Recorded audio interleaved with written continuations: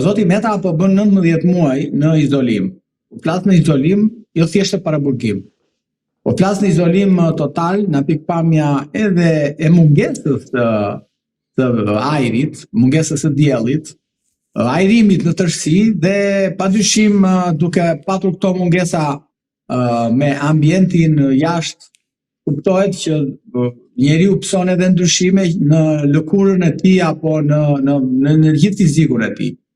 Kështu që zoti Meta ju e pat ashtu sepse jeni mësuar ta shikoni ndryshe, njeri lirë kështu me radhë, por nuk është ky problemi se ai është i zbardhur apo është çik më i rrudhur.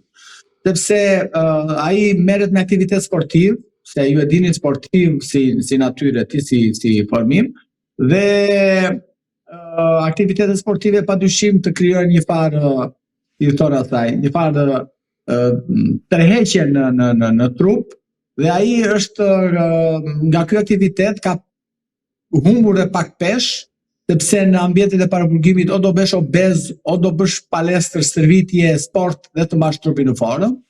Dhe të gjitha kjo lloj qasje, kjo lloj mënyrë jete e organizuar po nga ai vetë aty, ka bërë që ne të shikojmë një ndryshim, ju publiku të shikojë një ndryshim tek fiziku i zotit Meta. Përsa kjo përket pamjes së fytyrës vizuale, ai ka qenë i pagjumë atë natë, për shkak sepse edhe procesi gjyqësor po vinte dhe ai ka shkruar, ka lexuar pothuajse gjithë natën dhe kishte një farë, si thon, pagjumësie mund ta quajmë, por nuk është se ka ndonjë gjë, është shumë mirë në pikpamja shëndetësore, i ka parametrat shumë mirë, padyshim ndërishë shumë mirë se dhe shkruan dhe çdo ditë jep intervista të shkruara për media të ndryshme dhe nuk ka asnjë lloj problemi nga kjo gjë. Unë do shokohesh publiku, duhet ishte shokuar në fakt publiku për sjelljen e qeverisë shqiptare dhe drejt për drejt e kryeministit Rama, i cili ka dhënë urdhër që ai të keqtrajtohet në paraburgim, sepse këtë nuk e them unë, të thot raporti i fundit i Komitetit Shqiptar i Helsingit, por më parë ka dhe dy raporte të avokatit popullit. Dhe ky do të ishte alarmi i qytetarëve shqiptar për mohimin dhe mungesën e të drejtave të njeriut që i bëhet presidentit, dhe kur i bëhet një njeriu i cili ka qenë president i Republikës për 5 vite apo 4 vite më para ka qenë kryetar kuvendi apo ministër apo edhe kryeministër, imagjinoni çfarë ndodh me qytetarët e tjerë të thjeshtë. Kështu që unë nga kjo gjë do t'i thosha publikut që ja kam thënë në fakt gjithë të ditë publikut, po ja them dhe me median tuaj që është shumë mirë në pikpamja fizike, mendore, nuk ka asgjë, nuk huan asgjë, asnjë sëmundje. Tash, raporti i fundit ka konstatuar që ai aty diskriminohet, ai aty mundohet, nuk i mundsohet nga drejtoria e burgjeve shumë fare gjëra të cilat janë të përcaktuara edhe në ligjin për 81/2020 për ekzekutimin e vendimeve penale, pra ligjin rregullore, dhe kështu që kjo është shqetësimi i madh që ne duhet kishim. Për sa i përket pjesës tjetër, pastaj shqetësimi tjetër i publikut që ishte në xham, i mbyllur në një kafadh qelçi, kjo është sa skandaloze, sa e turpshme, sa për gjithë ne bashkërisht për një shoqëri të tillë që mendohet që është shoqëri demokratike, mendohet që është shoqëri që do të afrohet me Bashkimin Evropian, dhe kjo është shumë e turpshme dhe kjo nuk nderon askënd, as drejtësinë, as politikën, as ne si popull, sepse do të kuptojmë diçka, anglezët kanë një shprehje, qytetërimi i një populli dallon se si ai trajton të burgosurit. Dhe trajtimi në atë mënyrë që mbyllet në kafaz presidenti dhe nuk ulet pranë avokatit të tij është një trajtim i diferencuar, sepse nuk e ka asnjë vend tjetër i rajonit të Bashkimit Evropian, por nuk e di edhe në Afrikë. Dhe problemi është që kjo lloj sjellje, qasje, është një qasje që është implementuar vitet e fundit në Shqipëri, këto 20 vitet e fundit, se më parë nuk ka qenë. Në kafaz nuk është mbajtur as Fatos Danua, as Ramiz Alia me gjithë ishtë biron politike të kohës vitit 93-94, të cilët u arrestuan dhe u gjykuan dhe madje u dënuan për krime kundër njerëzimit, dhe ata u hetuan, u dolën përpara drejtësisë, ulur në krahët e avokatit, ju dhanë të gjitha të drejtat që Shqipëria atëre mund edhe t'ja mohonte për shkak edhe të mosnjohjes të ligjeve apo mosnjohjes rregullave demokratike e kështu me radhë, sepse sa kishte dalë nga komunizmi, por jo, ju dhanë të drejta që shkonin atje në qeli që i takonte qoftë Ramiz Alinë, Xhmi Hoxhën apo Adi Çaçanin dhe krye prokurorin e kohës që kishte dënuar gjysmën e shqiptarëve me burgim politik, siç ishte Arani Çela, dhe shkonin atje takonin deputetë e Partisë Socialiste. E dini ju? Shkonin shoqatat e ndryshme të huaja dhe shqiptare, drejtat njeriut që shkonin në paraburgim, të 313 takonin e Xhmi Hoxhën. Vetë ish kryetari i kuvendit kohës Pjetër Arbnori shkonte takonte, interesoi posaçërisht për shëndetin dhe trajtimin që kishin këta në paraburgim, gjë që nuk ka ndodhur sot me presidentin zotin Meta. Sepse zoti Meta nuk ka shkuar as kryetari i kuvendit, madje as deputetët, sepse nuk i lejon drejtoria e përgjithshme burgjeve të deputetët të kalojnë të shkojnë të takojnë ish presidentin e Republikës.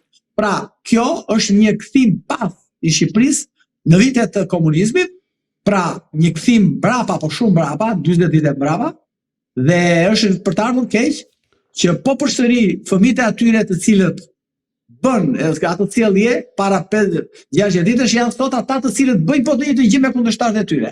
Kështu që kjo është ajo që duhet të na shqetësojë ne. Zoti Meta nuk ishi mbyllur Meta në kafaz. Në atë kafaz nuk është mbyll zoti Meta, në atë kafaz është mbyll drejtësia shqiptare. Në atë kafaz është mbyll shoqëria shqiptare. Në atë kafaz atje është jemi mbyllur të gjithë ne dhe është turpi ynë ai kafazi atje. Nuk është turpi për Ilir Metën. Kaq, ky është thelbi asaj që unë kam thënë në media dhe vazhdoj të them në media. Ai kafaz është turpi i një shoqërie shqiptare që është një shoqëri e robëruar. Është një shoqëri e skllavëruar dhe nuk mendon dot. Në momentin që shoqëria nuk mendon dot, ashtu siç duhet mendoj, është një shoqëri e robëruar e skllavëruar. Kështu që zoti Meta vetë u tha gjyqtarëve atë ditë, këtu në këtë kafaz nuk jam unë, kafaz jeni ju, i tha gjykatës. Dhe ashtu është e vërteta. Në atë kafaz nuk është zoti Meta, është gjithë shoqëria shqiptare përfshirë dhe gjykata. Zoti Cakani, ju si avokat i zotit Meta, si e shpjegoni faktin që ka 3 aspekte që nga mënyra e arrestimit të tij dhe më pas mënyra se si është trajtuar në burg dhe pjesa e tretë, me sa kam parë në këto 3 faza, po themi, është vendosja e tij në kafazin e xhamt. Pse ndodh një gjë e tillë kundrejt Ilir Metës? Është një hakmarrje personale e Edi Ramës apo kanë frikë nga Ilir Meta në këtë rast? Arrestimi Ilir Metës ishte një arrestim i paralajmëruar. Hakmarrja ndaj Ilir Metës ishte një hakmarrje paralajmëruar, sepse kjo hakmarrje ndaj zotit Meta nuk nisi ditën e që gjykata nxori një urdhër arresti. Jo, absolutisht jo. Ajo nisi në kohën kur ishte president Republike, që Ylsi Manja me shok dhe Taulan Balla nisën procedurat për impeachment, nisën procedurat për ta shkarkuar atë dhe e shkarkuan në parlament pavarësisht se gjykata kushtetuese nuk e gjeti të drejtë mënyrën që kërkonte Partia Socialiste dhe kohës. Kupton? Duke parë që nuk arritën dot ta shkarkonin, pra ta poshtëronin në formën e shkarkimit, ata ruajtën pritën pastaj sa i la presidencën dhe ju kujtojmë besoj që një ditë pas tja i la presidencën, i sajuan një fabull që ai kishte qenë spiun i sigurimit të shtetit. Ndërkohë që kjo fakt nuk ishte e vërtet. Dhe me këtë fabull që ndërtuan ata, mbartën opinionin publik, përveç se e kishin etiketuar si hajdut e kështu me radhë, por e integro dhe si spiun. Pra kjo këtu nisi e gjithë historia ku duhet ta denigronin zotin Meta. Pastaj, në datën 7 maj të vitit 2022, nga Asamblea e Partisë Socialiste, kryeministri Rama ju tha shqiptarëve, socialistëve, po ai e kish me thpakun atë në fakt, ai i tha Altin Dumanit që ti tha duhet të arrestosh atë presidentin zotin Meta sepse shqiptarët mezi po presin ta shikojnë një metë në burg. Dhe për hisës së vërtetës, në bazë të dokumentacionit që unë disponoj, provave, pas atij fjalimi të zotit Rama ka nisur me shpejtësi letër porosit. Sepse deri atë periudhë zoti Meta nuk ishte si person nuk ishte regjistruar personin e tij. Ishin thjesht beshin hetime. Ishin procedi penal, edhe beshin hetime ndaj të panjohurve. Dhe nisi me shpejtësi. Dhe pastaj sajuan një çështje që nuk ka lidhje fare, që është çesdia, ka lidhje fare. Sajuan çështje ligjit të minierave, që s'ka lidhje fare sepse ligji i minierave e ka propozuar Partia Socialiste, e ka miratuar ajo, e ka çuar në kuvend ajo, e ka mbrojtur Edi Rama në kuvend dhe ka votuar po Partia Socialiste në kuvend. Dhe këtu mban përgjegjësi zoti Meta. Tani, plus pastaj lobimet e historia e kësaj natyre që përsëri nuk ka lidhje zoti Meta sepse janë vendime partie, kryesie, sekretariati, nuk ka lek, nuk vërtetohet. Pra, nisi një prokuroria sajoj një çështje duke bërë një impjant akuzator të montuar qartësisht dhe pastaj arritën tek arrestimi. Dhe këtu te ky arrestim ka një merit, duhet ta theksoj këtë fakt, të veçantë, padyshim Ylsi Manja, Altin Dumani, Yuri Kim dhe të tjerë eksponent Partisë Socialiste, sepse ju premtua Altin Dumani që duhet të zgjidhej në krye të asaj strukture dhe ai do merrte përsipër arrestimin e zotit Berisha dhe zotit Meta. Dhe mos harroj që zoti Meta është arrestuar vetëm pak muaj pasi ishte arrestuar, ishte në arrest shtëpie zoti Berisha.